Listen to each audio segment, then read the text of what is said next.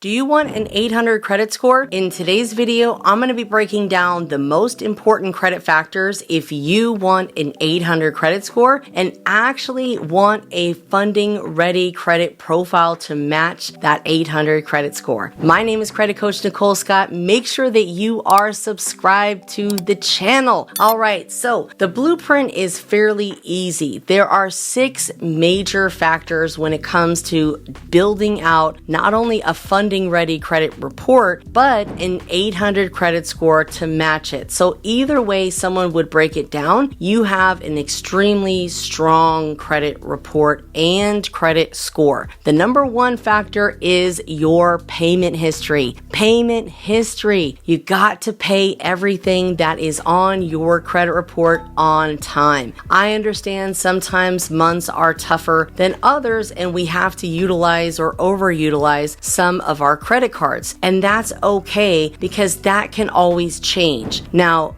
on-time payments and making those on-time payments is very, very challenging in some times, but we have to commit to it. Even if it's just the minimum amount due, you must make sure to pay everything as agreed, aka on time. Now, you're not going to get a 30-day late payment until you are 30 days past that due date, but you never want to allow yourself to get to that point. You want to make sure that you have auto pay set up for the minimum amount due, and make sure that's on your calendar because you don't want to risk getting a late payment. Late payments are the hardest thing to correct on a credit report, especially on an open credit card. It's almost impossible unless you have the company provide a goodwill adjustment. And you most certainly can ask them, but it is challenging and it's the hardest thing to get corrected once it's reported. So to avoid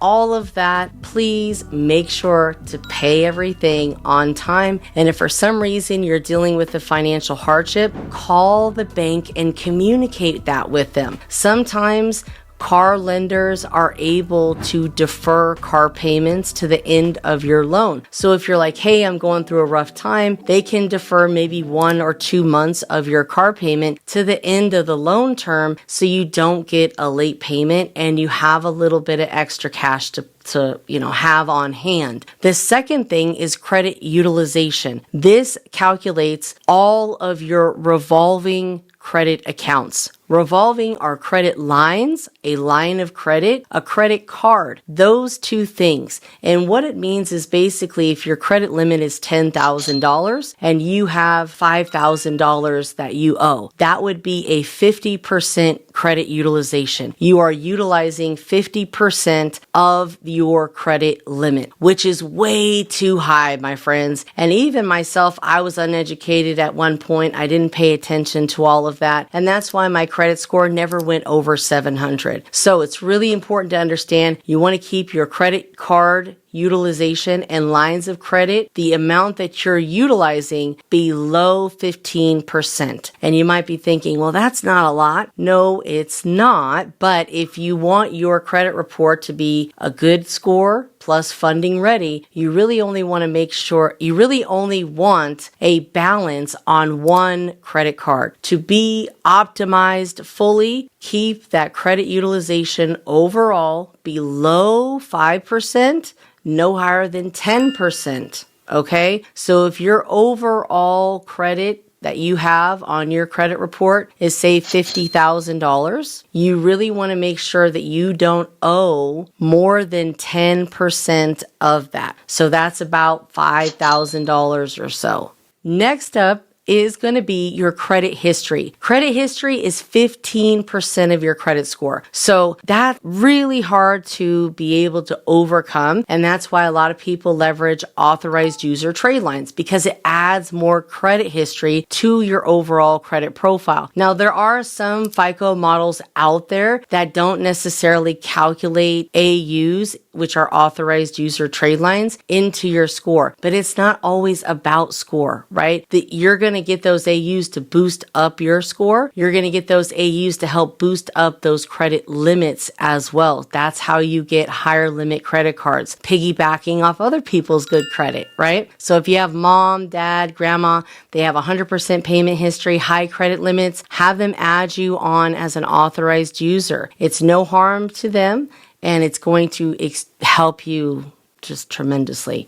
Or you can buy them. I sell them. You can reach out, comment the word trade lines. I'll send you the list and get you on our mailing list. So far we have 65% between credit history and credit utilization. And guess what? Nobody can really help that but you. You're the only one that has total control over paying your bills on time, not getting late payments, and your revolving credit usage. Between those two factors, that's over half. That's 65%. Now we add in credit history, right? So basically with the history, you don't want to close credit cards. Once you have them open, you want to keep them open. Even if you hate them, you're like, I'm never going to use them again. I don't care for credit one. I'm never going to use it. I just don't want it. Great. Don't want it then, but don't close it. Keep that card open, put it in a drawer. Don't use it, cut it up, whatever, but keep that account open. So every month it is reporting an on-time payment. Even if you don't owe anything, it's still reporting that history and you're still gaining more and more history. Because in order for you to have an 800 credit score, your average history needs to be a little bit on the higher side, closer to like 10 years, to be honest, if you really want to maximize everything. Now, for my credit profile, I'm continuously adding new accounts. So my average right now is about 5 years and 8 months. That's